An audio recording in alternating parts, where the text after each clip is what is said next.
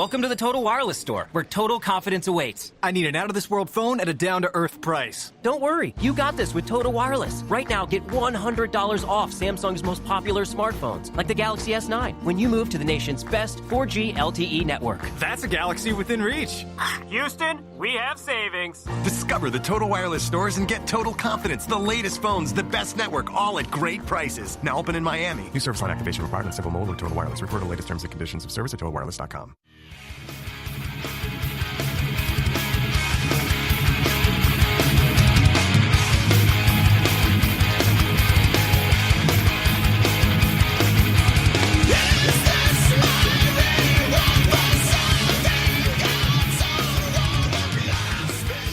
Well, welcome, everybody, to Source Material. This evening, we're going to be discussing one of the more talked about characters here on the show. I'm sure this character showed up quite a few times in our discussions in the past. Joining me this evening to talk about this book is the patriarch, Mark Radulich. Mark Radulich, are you ready to talk some Deadpool tonight? Bill Clinton is a rapist. Oh, no. I'm sorry. Yes, I'm ready to talk Deadpool. That's a new record. Yes, that is not the answer to the question. I have a special kind of Tourette's. Political Tourette's. All right. Political Tourette's. Yep. No, it's October. We're here to talk about spooky things that go bump in the night. So what better way to kick off October, Halloween month here on the Rattlegion Broadcasting Network than with Deadpool, Dracula's Gauntlet. It's a mash, a monster mash, I tell you. Yes, indeed. Joining us on this journey, Ronnie Adams of the Screaming Boy Podcast. Sir, how are you doing this evening? I'm well. How are you? I'm doing perfectly fine, so long as Mark does not bring up anything else about Kavanaugh, Bill Cosby, or Politics. Or politics in general. I didn't bring up any politics. I have a disorder. I have sorry. I have political Tourette's where I'm just going to randomly shout things. So Justin Thomas, we're talking Deadpool. We've got to have Justin Thomas on the show. I am certain that he's brought some puns. Whether you know it or not, they're going to come up at some point. Justin Thomas, Deadpool, are you ready to talk Dracula's Gauntlet? Katana Rima. All right. I said before we start this podcast, I would get your guys' moments and put them in chronological order. Well, guess what? I'm not doing that. Happening. That's not happening right now. No more pre-production. Mark's done his pre-podcast poop. We've started the podcast. So it's a train that's just heading on the tracks, no stopping this train. So here we go. 2014, this book came out, I believe. It was not a book. Deadpool Dracula's Gauntlet came out as a web-only comic. Now, Ronnie, we were just talking about the Comixology version of this comic, and you were talking about how it was formatted on there. Now, this is web only, so I think you can get it in a book's format right now. I could be wrong about that, but either way, we all had the opportunity to kind of read the web-only edition. However, the Comixology edition, kind of give us an idea of how that was presented real quick. They have this thing called guided view. It goes one panel at a time, but it almost goes one dialogue bubble at a time. So it was kind of a chore to scroll through it, because usually just if I'm reading Comixology, I'll throw the entire page up on my iPad and read it like a real comic. Mm-hmm. This was a little bit frustrating. Is it a lot of swiping? Yeah. Okay. I think I've read a couple comics like that, and some formats and some comics it's great. Yeah. Our format that we got to read, it was online as well, but they did a very strange way of ripping, I guess we'll say. We'll just put that out there. Because of the format that it was in, they had to produce these panels over and over and over. But then they would add something else, whether it be a dialogue box or whether it be another panel that shows up on the page. So what you were experiencing, Ronnie, had to have been quite the pain to sit there and scroll back and forth. Did it seem like it had a bit of a cinematic quality? Because that's kind of what I got. It was like one of the credits pages to this book was the same panel over and over again. And I thought to myself, well, this would probably look like a movie. As I'm swiping, something else would pop up, and then something else would pop up in the background. But you could tell that's what they were going for, but it was irritating. Okay. Okay. Well, so yeah, like I said, we had the opportunity to read it, different format, and it took a while to get used to. Mark, I think I remember talking to you, and you were like, I don't understand why they're repeating panels here, but you said you had no problem following the action, right? Yeah, I mean, it was a simple enough story. It wasn't particularly muddled art. It was just, I would read something, and then I'd have to kind of skip through until something new came up. It was annoying, but it didn't necessarily take away from the overall enjoyment of the book. So Dracula's Gauntlet, according to the credits here that I'm looking at on this credits page, it says story by Brian Posehn, and Jerry Duggan, written by Jerry Duggan. I assume that, I don't know how you would separate story from written. Somebody wrote it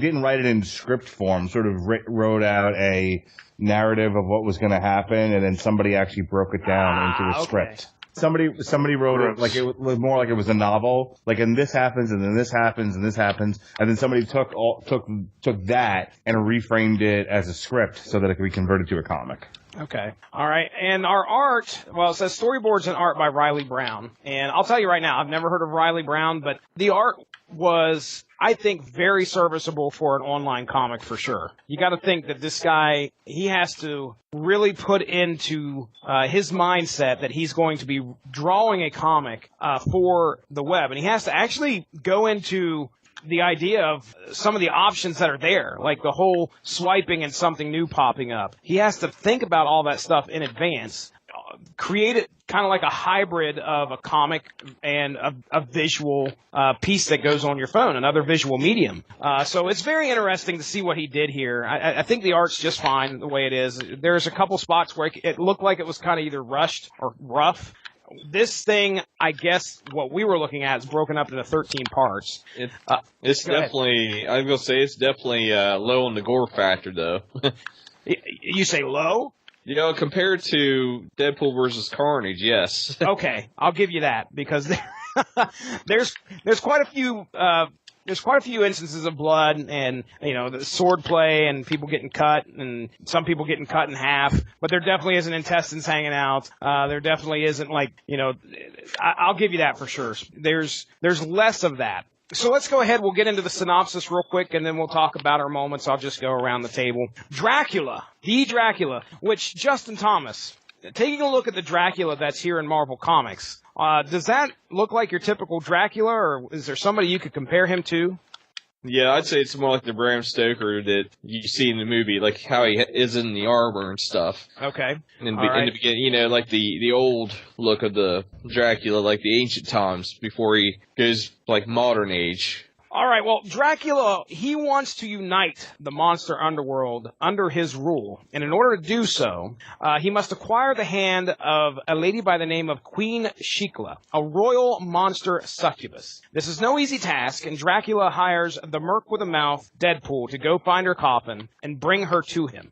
Deadpool's adventure hits some bumps when the coffin opens and Shikla comes out alive. Not to mention, Marvel's resident vampire hunter Blade intends to stop the union from happening. They also have to contend with ghosts, an angry Minotaur, Hydra, AIM, MODOK, but most of all, they have to contend with their developing feelings for one another. When Deadpool is late bringing Dracula his bride, he sends some of his worst minions to find him to make sure the job is done, including Jack Russell, Werewolf by Night, and the Frightful Four, which this is a different iteration of the Frightful Four. Justin, do you remember who these guys are again?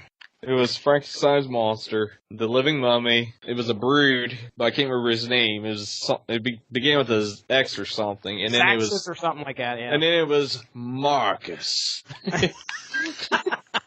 And Marcus, the centaur who was bit by a werewolf, who was taken over by a symbiote, who has diabetes.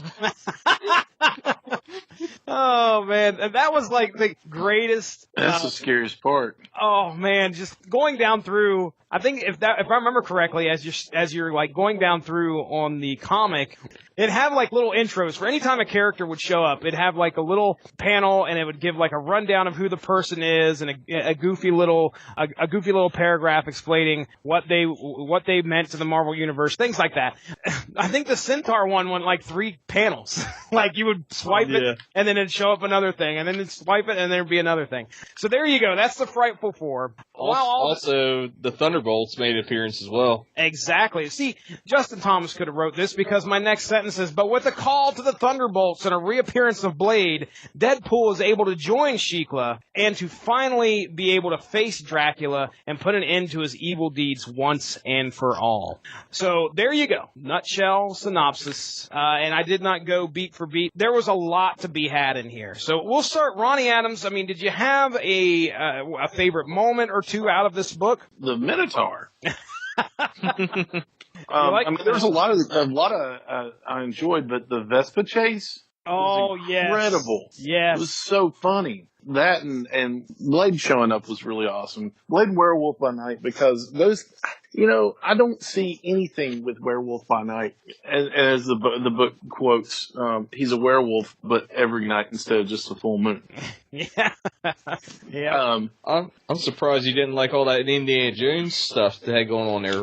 Yeah, there was a few nods to that. Yeah. I picked up on. I know Ronnie's the big Indiana Jones fan. I am. But I did enjoy that. But strictly comic book speaking, I don't see enough of Blade and Werewolf by Night. I will tell you, I did pop when Blade showed up. I was like, oh, man, this is going to get good. But just the all-around goofy feel of it. I mean, it's Deadpool started off as such a serious character. And to see, what I really enjoy his stuff now. So the fun of it, the fact that they created this whole underworld of nothing but monsters, the whole, it was just a lot of fun. And Deadpool was in a zebra drawn cart. Oh, that's right. Yep. The zebra was kind of sassy. Oh, the zebra. Yep. Didn't care for old Wade. I love the fact that nobody really likes Deadpool, but they do. Yeah. They find him very annoying, but they still like him. That's why the Thunderbolts could have just not shown up, but they did. Yeah.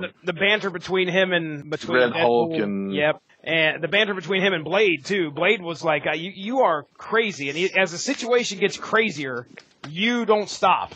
No, yeah. I like the him having the trading cards and saying Blade's stats wasn't accurate. That's very fourth wall. Somewhat. That's good stuff. So, Deadpool and Shikla end up tying the knot, which really took me by surprise. Oh, 2000. I was trying to figure out when the Deadpool movie came out. That was the question. 14? Was it 2014? I thought it was 15. We gotta look. Let's find out. Deadpool. I think you're right, Justin. I'm pretty certain this comic came out before. Not a Deadpool pool. I want a Deadpool movie. How about we type that in? Deadpool pool. Not a Deadpool pool. Full of chimichangas. 2016. Oh. So this came out, a couple years prior. I was writer. Sure, but I couldn't help but not hear Ryan Reynolds' voice when I read this comic. Oh, I can't read a Deadpool comic book anymore. I was going to say, he is forever Ryan Reynolds. That's all I see him as. Yeah. If Kevin Feige at Marvel decides he's going to recast all the X characters now that Disney and Marvel have all the Fox properties, and they were like, okay, well, everyone's being recasted, new Wolverines, new Professor X, new everybody. I would not. This is the one case there would where be a riot. I would not accept a new Deadpool. I normally I'm like, you want to cast a black Jewish woman as Black Canary? I don't give a shit. You want to make Superman Michael B. Jordan? I don't give a shit. You want to make Aquaman a Samoan bro? Do it. Spider-Man gay? Terrific. I love it. All of it. Just change everybody. Do the dumbest casting things you can possibly think of. I will support you. Don't make anybody other than Ryan Reynolds Deadpool. I can't handle it. Well, they don't do anything on the movies without him, without his say so. He was actually a fan, so. Okay. He has a lot of input into that character. So, Deadpool gets married, and I did not see that happening in any way, shape, or form. I didn't even know he was married ever at any point. Oh, no, I totally saw Deadpool cock-blocking Dracula because... Well, because why not? What do you think of Shikla here, Mark? I mean, is she a perfect bride for Deadpool, or do you think this is... Oh, absolutely. First of all, the couple of things I really loved about this book. Now, you know me, I'm always looking for, like, what can be the next movie. If they could ever clear all the rights to the characters, I would love to see this be the plot to Deadpool 3. I thought this was hilarious. I thought this was, like, the perfect cinematic Deadpool experience. There's an adventure. You have all these other characters. It's a very straightforward plot. No one turned into a building. Always a that will forever be a staple on this show. If anyone turned into a building, no, then we've got a winner. Look 'em, Dano.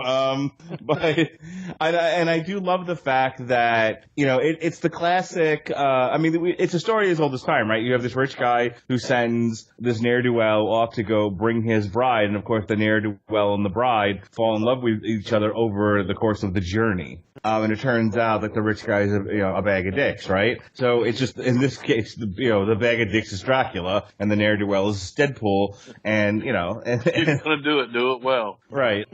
So I loved all of that. Obviously the quippy lines in it were pretty funny. Brian Posehn's a very funny comedian. He plays the geologist on The Big Bang Theory. He's known as a huge metal fan. I think he does like a Sirius XM metal show. He's also like a creepy neighbor on New Girl. I mean, he's a really funny guy. He's like really tall, bearded, sort of, he's one of like the Patton Oswalt type geek comedians. And he's worked on Deadpool for a really long time, and he captured, with his kind of deadpan comedy, he really did capture the spirit of the character in this. But you asked me what did I think of Shikla, and I thought she was a great, like, fish out of water character. She's been asleep for thousands of years. She doesn't know what's going on in the world, and of course, and she wakes to have, to Deadpool being her tour guide to the modern world. It seemed natural for her to fall in love with a swashbuckling, Deadpool. The one joke I thought that was hilarious in this was when she tried to suck his life and when Dracula bit him, and in both cases, like, you taste terrible. Jesus, what's wrong with you? Yep. I laughed pretty hard both the times that happened. My second favorite moment was the fight between Deadpool and the Frightful Four, but specifically with the symbiote centaur, okay? Marcus. Because that's the greatest name for a villain ever. In the middle, smack dab in the middle of their battle, he's like, wait, the clock strikes midnight, and the centaur's like, I've got to check my blood sugar. The witching hour. And they do a straight up diabetes PSA practically right there. And one of the things he's like most concerned about, I think Deadpool even asked him, aren't you concerned about like losing a hoof or something? And then 3 panels later, he proceeds to chop off all 4 of his hoofs right there. Let me take care of that for you. Yeah.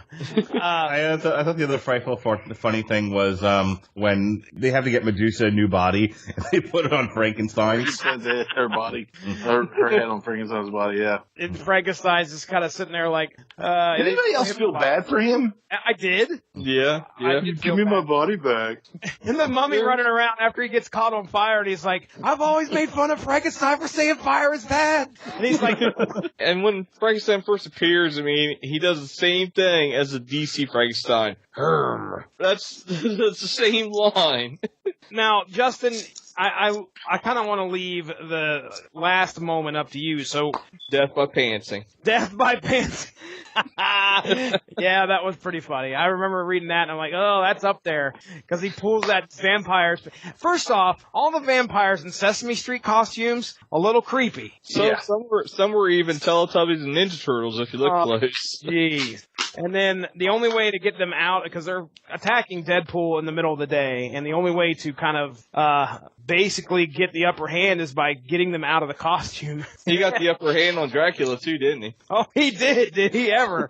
The upper, what was that, the upper right hand or the upper left hand? I can't remember. Right hand. So just kind of fully spoil what happens here. Neither Dracula does not die. I kind of figured Dracula was going to live because he's actually been a rather prominent character through the Marvel Universe in the past. So I had a feeling he probably wouldn't die. And we all know Deadpool's not going to die. So, but I did have my doubts. I was wondering how they were going to wrap up the whole Shikla marriage to Deadpool thing. I thought that wouldn't last before the end of the book. And Justin, you said you'd read a book after this that kind of picks up where it leaves off, right? Yeah, it's like the Deadpool wedding. I mean, it's got like pretty much every character is at this wedding on the cover.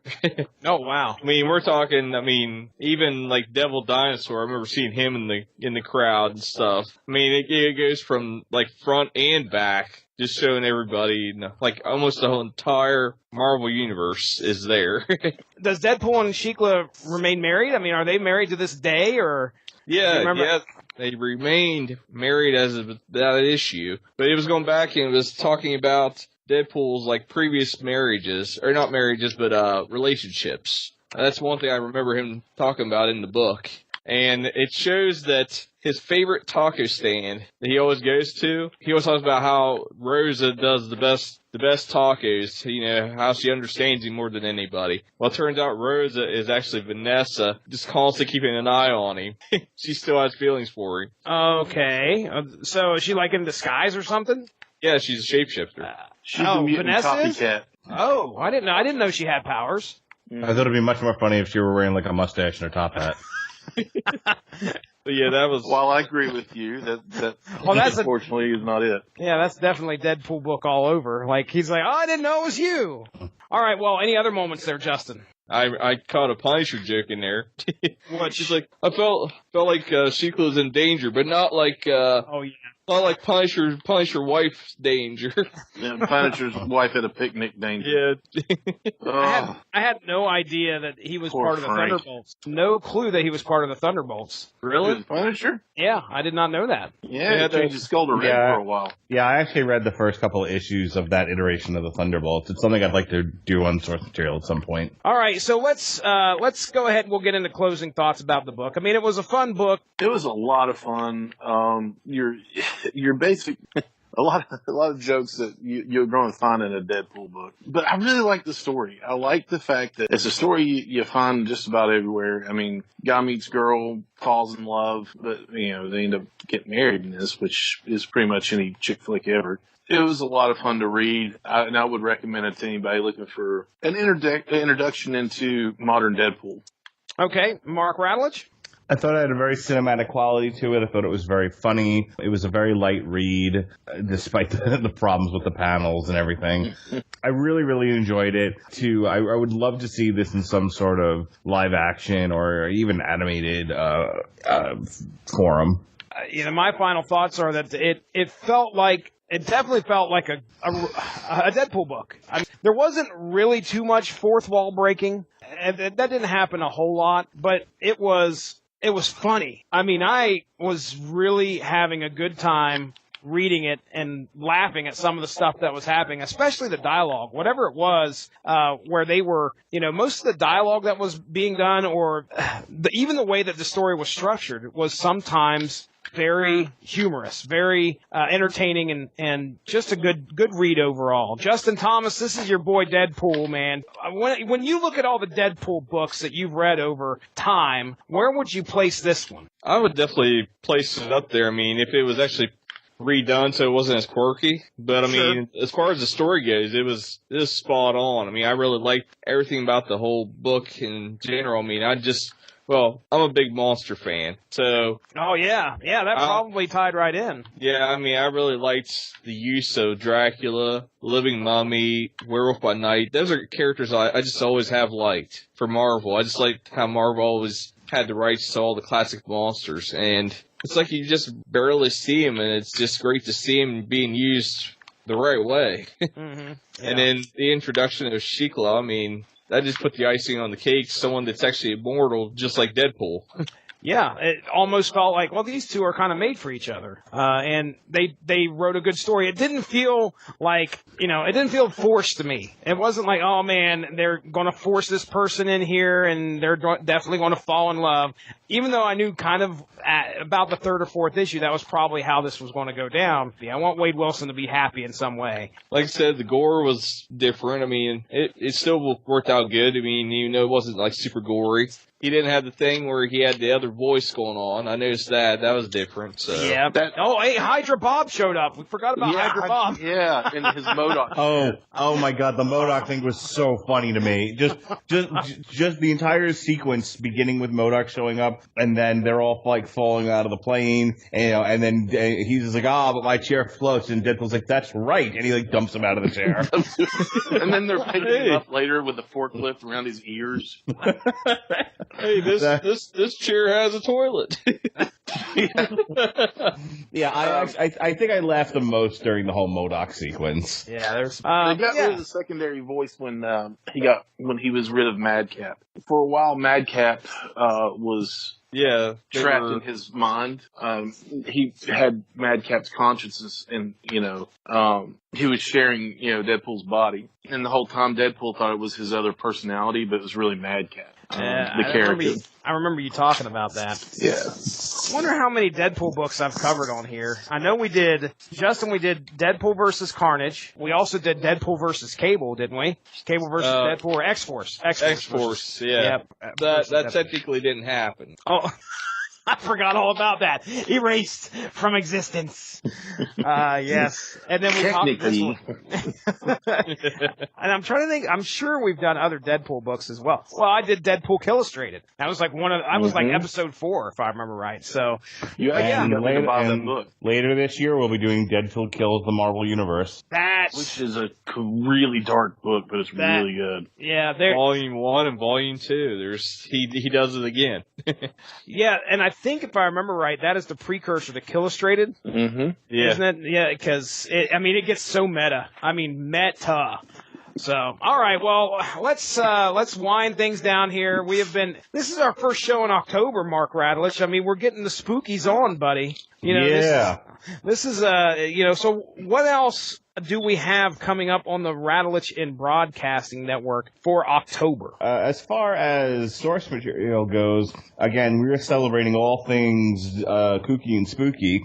Next week to synergize with the release of the Venom movie, we're going to have from WTM, Jason Teasley, do a double shot appearance. First, he'll be on the Source Material podcast talking Venom Lethal Protector, and then he'll be on Damn You Hollywood discussing the Venom movie with me, standing between myself and Robert Winfrey as we get into a sissy slap fight.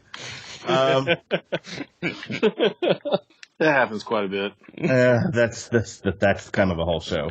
All right, and then on the 15th, we're going to be looking at a graphic novel that brings together a few of the Legends of the Dark Knight Halloween-specific comics. It's Batman, Haunted Night. Then we're going to take depending on how you look at it, we'll be taking a break from maybe the spooky and the kooky.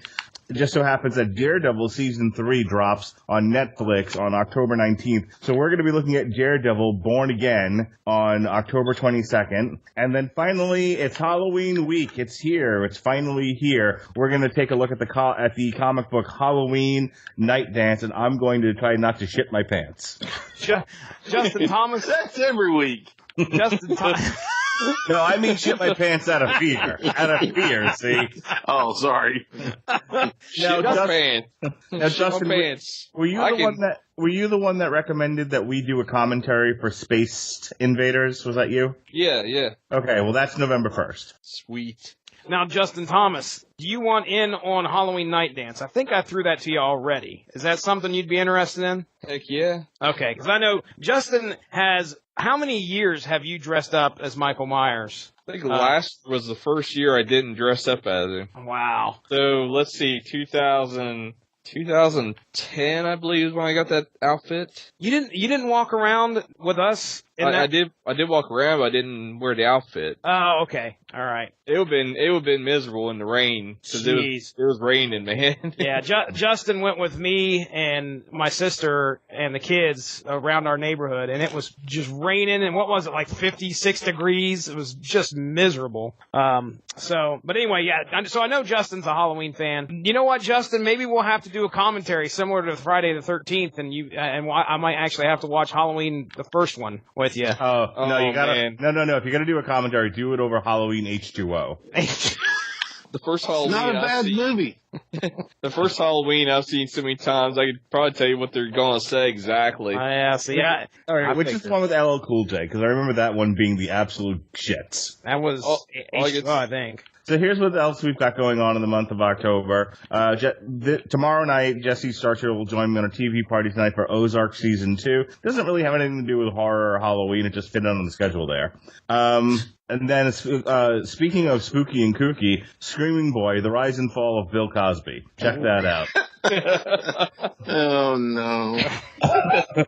The aforementioned Venom, Damn You, Hollywood. Our yearly look at something Hannibal Lecter. We're going to look at TV party tonight, Hannibal Season 2, myself and Robert Winfrey. We are going to be reviewing the new Halloween movie on Damn You, Hollywood. And then the following week, and then that same week is also a TV party for Daredevil Season 3. Going to be a very, very busy week for Yomaki. And then the following week, Sean Comer and I will do an on-trial for the 1981 Halloween 2. And that same week, as I said, Justin Thomas will dare to appear on the Rattlevision Broadcasting Network TV Party Tonight Extra commentary for Space Invaders. There's a little tie-in with that Space Invaders as well. It's also it's the anniversary of the original radio broadcast of War of the Worlds.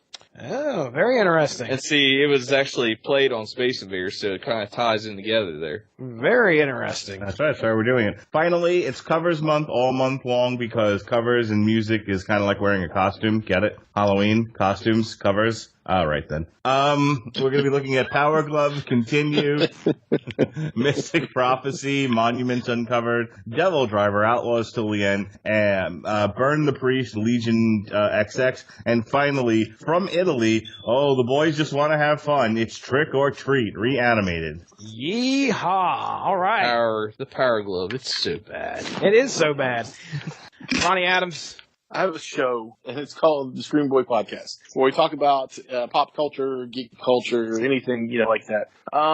We have been on an extended hiatus due to a broken computer, but we are coming back very soon, and it's going to be a lot of fun. So please keep an eye out for that. In the meantime, you can go onto iTunes, TuneIn, Stitcher, Spotify, iHeart, all that, and check out what we have done in the past. Please do. Please subscribe. You will be one of the first to get the new episodes as they come out if you subscribe. We are on all social media, Facebook, Instagram, Twitter. On Facebook and Instagram, you just look up Scream Boy Podcast. On Twitter, it's Scream Boy PR. Give us a like, give us a follow. In this month of October, I will be going to the Fayetteville Comic Con, so look out on Instagram for pictures and Facebook for pictures of that, where I hope to meet the one Tony Todd from Candyman and a plethora of other movies, and Tom Savini, who is the director and special effects makeup artist in a number of movies as well.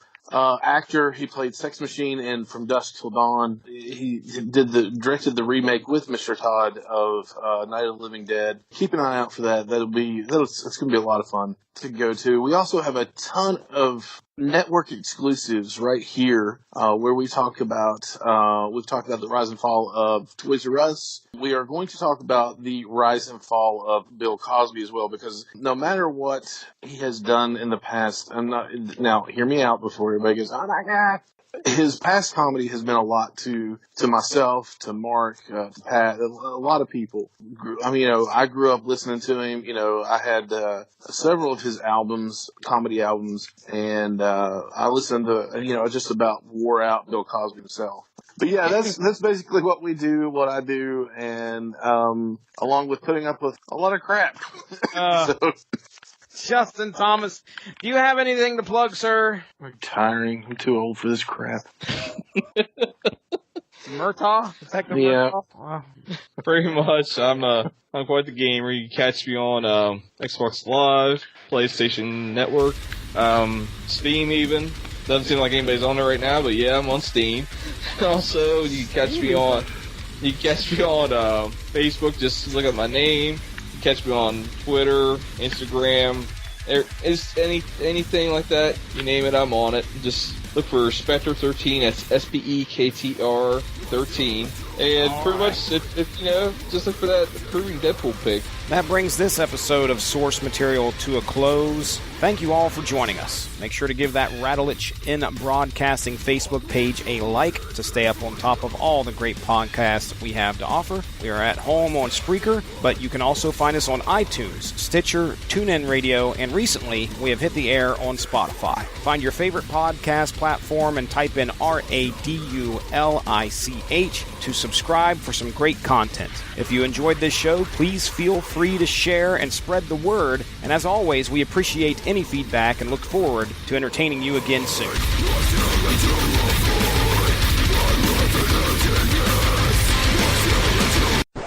Live in a world where you can only bang robots? Won't be long before people start claiming rights for the robots. When Mark says the robots are coming, all right? Jesse Starcher. Waka. Is Justin Thomas pro-robot brothel? Pro-brothel? Ding, ding, ding, ding, ding. Did you poop good? I pooped so good. Ding, ding, ding, ding, ding. They also have to contend with ghosts. What the hell was that? That was Ghost. Can you hear the thunder in the background? Yeah, Mark, are you moving furniture? Wow, that was loud. There's a storm a-brewing. There's nothing I can do about the fucking storm. Wow. We actually want you to gain the power of weather control and make it stop. Yeah. I'll see what I can do. Ding, ding, ding, ding, ding. I don't know, but somebody is typing at a telegraph. That's not me. Mark Nope. Rattlich. I'm scrolling through Facebook. I'm not touching my phone. I'm not playing video games. I'm not in control of the weather. I'm not eating chips. I'm not raping. I'm not doing anything. Mark. No. I'm currently not pooping. Currently. The night's still young. And I'm not snoring. The night's still young. Ding, ding, ding, ding, ding. So kind of give it. Yeah, that's a storm. Ding, ding, ding, ding, ding. It's not Screaming Boy Podcast where you talk anything about Stop talking out of your ass. I have no clue what you mean by that. It sounded like you were talking with Bill Cosby's pudding pop in your mouth. It sounded like you were trying to talk while sticking your face in Olivia Munn's buns. Ladies and gentlemen, this is the last source material. What was that motorboat sound for last unicorn, Jesse? I have officially retired. Driven from podcasting. Ding, ding, ding, ding, ding. I was waiting forever. Go. It's contentious. He's gonna fall asleep, Ronnie. Hurry. What's new? Ding, ding, ding, ding, ding. I would tell you to go give the Rattlich. I will tell you. Go give the Rattlich. I would. After tonight, things have changed. I would tell you to go check out the Rattle Engine Broadcasting Network, but fuck that guy. And now it's time for some punishment as we bring to you the first ever pun-pone battle straight from the source material gag reel. Please, do not try this at home. Why can't witches get pregnant? I don't know, Ronnie. Why can't witches get pregnant? Because their husbands have Halloweenies. Bananarama. Anything like the band Bananarama? The stakes are high on this one. Boom. Dracula joke. That really bites, doesn't it, Ronnie? Come on, downhill. Oh, man. That's pathetic. That's not funny. That's not funny. Something you really sink your teeth into. Jury really likes pudding. They really like putting his butt in jail, you know? Oh, God, that's enough! Stop it! The geologist. For those about to rock. What the hell?